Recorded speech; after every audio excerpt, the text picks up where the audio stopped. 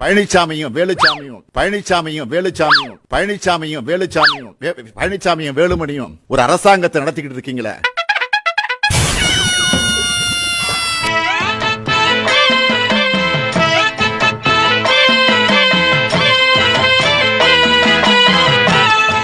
இப்பொழுது தந்தை பெரியார், பேரறிஞர் அண்ணா, தலைவர் கருஞ்சல் ஒன்று சேர்ந்த உருவாக இருக்கின்ற வருங்கால தமிழக முதல்வர் தலைவர் தளபதி அவர்கள் இங்கே உரையாற்றுவார். தமிழ் பேசிட்டாலும் அப்படியே இன்ப தேன் வந்து பாயுது காதினிலே. அன்னைக்கு எம்ஜிஆர் வந்து திமுகவுடைய பொருளாளர். அது தெரியுதா? இந்த வரலாறு எல்லாம் அவருக்கு தெரியாது. எடப்பாடி பழனிசாமி ஏன்னா எம்ஜிஆர் பார்த்தே இருக்க மாட்டாங்க அவங்க எல்லாம். சும்மாரா சொம்ப. நான் எம்ஜிஆருடைய பரம ரசிகன். அதான் இன்னைக்கு இருக்கு ட்ரெண்ட். அந்த ட்ரெண்ட் அண்ணன் உடைக்கிறேன். நான் வந்து எம்ஜிஆருடைய பரம ரசிகன். அவர் சினிமா வந்துருச்சுன்னா ஸ்கூலை கட் பண்ணிட்டு நாங்க சினிமாக்கு போயிடுவோம். ஃபெயில் ஆவறதுக்கு இப்படி ஒரு பிட். அந்த அளவுக்கு அவர் மீது நாங்க பற்று உள்ளவங்க. நடிக்காதடா. குண்டு சீட்டு இல்லாம பேச முடியாதுன்னு பாஜக காட்டுது.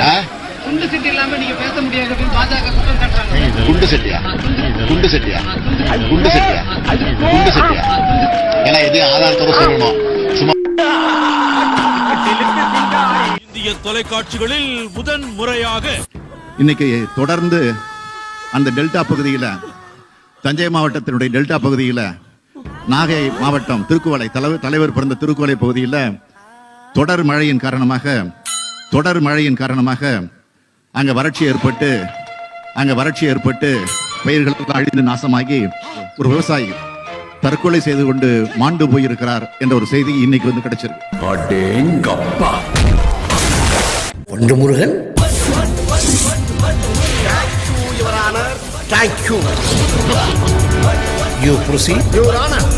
கலைஞருடைய பிள்ளையாக நின்று கேட்கிறேன், உங்களில் ஒருவனாக நின்று கேட்கிறேன். மிஸ்டர் வண்டு, கோர்ட்ல இப்படியெல்லாம் அடிக்கடி கத்தப்படாது. கடுப்பேற்றார் மயிலார். வீரபாண்டி சட்டமன்ற தொகுதிக்கு நம்முடைய டாக்டர் வருண் தானே, டாக்டர் வருண் அவர்களுக்கு உதயசூரியன் சின்னத்தில், அதேபோல் ஏற்காடு தொகுதியில நம்முடைய தமிழரசன்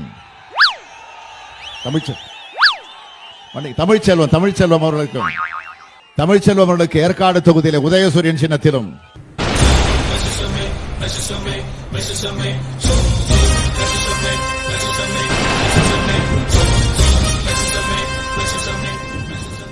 எனக்கு வந்து 4 பேர குழந்தைகள். என்னுடைய மகன் உதயநிதிக்கு வந்து ஒரு பையன் ஒரு பொண்ணு. என்னுடைய பொண்ணுக்கு செந்தாமரைக்கு காதல விடல. என்னுடைய பொண்ணுக்கு செந்தாமரைக்கு களவாணி பையன். எங்க வெளியில போயிட்டு வந்தாலும் அவங்ககிட்ட ஒரு 1/2 மணி நேரம் உட்கார்ந்து பேசுறது, காமெடி பண்றது. கவுண்டமணி செந்தில் வாழைப்பட காமெடி விளையாடுறது.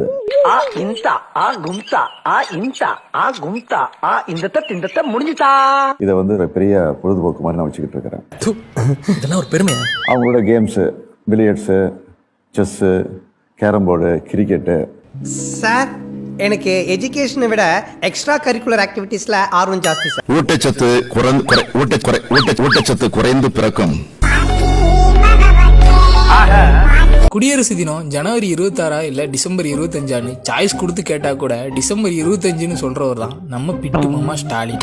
ஜனவரி மாதம் 15, டிசம்பர் மாதம் 25ஆம் தேதி கவர்னர் கொடியை வைக்க நாங்கள் மறுக்கிறேன். ஆனால் ஜனவரி மாதம் 15ஆம் தேதி சுதந்திர நாள் வருகிற போது, ஆகஸ்ட் 15ஆம் தேதி சுதந்திர நாள் வருகிற போது துண்டு சீட்டோட போனாலே நம்ம ஆளுக்கு வாய் வண்ணாரப்பேட்டை வரைக்கும் போகும். தூணை கண்ணை மூடிக்கொண்டால் உலகமே இருண்டு விட்டது என்று சொல்லக்கூடிய நிலையில சின்ன வயசுலயே இவங்க அப்பா புடவையோட ஒரு தட்டு தட்டி ஒழுங்கா பள்ளிக்கூடத்துக்கு போய் படிடான்னு சொல்லியிருந்தா திமுகவாவது உருட்டிருக்கும். திரு ராசா ஒரே ஊழல்ல மொத்த உலகத்தையும் ஆர் ராசாவா, யார் ராசா இவரு திரும்பி பார்க்க வச்சவரு.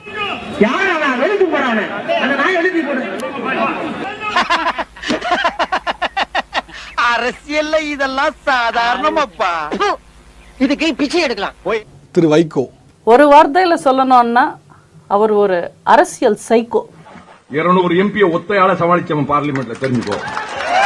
ஒரு கட்சி ஆரம்பிச்சு உன்ன முதல்வர் ஆக்குற, உன்ன முதல்வர் ஆக்குற, உன்ன முதல்வர் ஆக்குறன்னு சுத்துற ஒரு அரசியல் ஏஜென்ட்.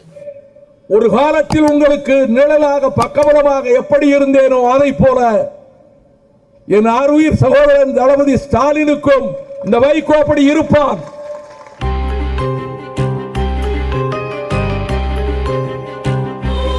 திருமாவளவன் ஒரு காலத்துல நல்ல தலைவரா தான் இருந்தாரு. ஆனா என்ன பண்றது, செயற்கை சரியில்லை. இப்போ அரசியல் ஒட்டுணை ஆயிட்டாரு. என் தொண்டர்கள் என்னை கிங் மேக்கராக பார்க்க விரும்பவில்லை, கிங்காக பார்க்க விரும்புகிறார்கள் என்று சொன்னார். அவரால் நிதானமாக மேடையில் நிற்க முடியல. அப்போதே ஒன்று தெளிவாகிவிட்டது, நான் இனி யாரையும் முதலமைச்சராக்க மாட்டேன், நான் தான் தமிழகத்தின் முதல்வர் ஆவேன் என்பதை அவர் உறுதிப்படுத்தினார். அவரால் நிதானமாக மேடையில் நிற்க முடியல.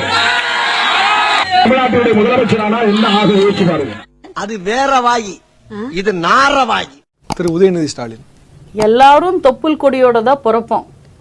ஆனா இவர் மட்டும் என்னமோ திமுக கொடியோடயே பிறந்த மாதிரி பில்டப் கொடுத்து பிரச்சாரம் பண்றாரு. பிரச்சாரத்துல சொல்லி இருக்காரு, அழகான ஒரு வேட்பாளரை உங்கள் பிரதிநிதியாக என்ன அண்ணா அக்கா ரொம்ப அழகா இருக்காங்கல்ல, அக்கா ரொம்ப அழகா இருக்காங்களா? அட கொக்கா மவனே, மூஞ்சி இந்த கடிச்சிட்டு இருக்கும் போதே நீ அக்காவை ரசிக்கிறியே, புல் மூஞ்சி இருந்தா நீ எத்தனை அக்காவை ரசிப்ப?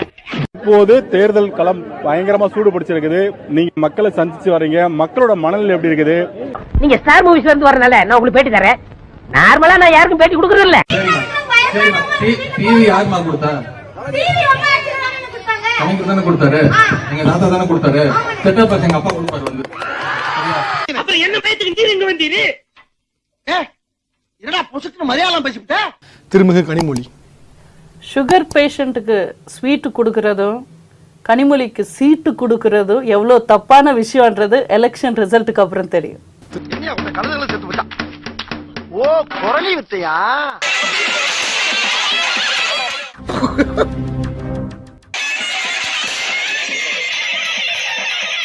தெய்வமே தெய்வமே நன்றி சொல்வேன் தெய்வமே.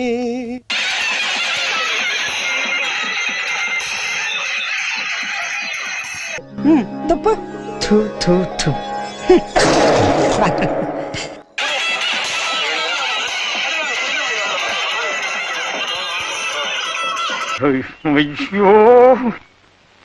ஐயோ. Why black? Same black.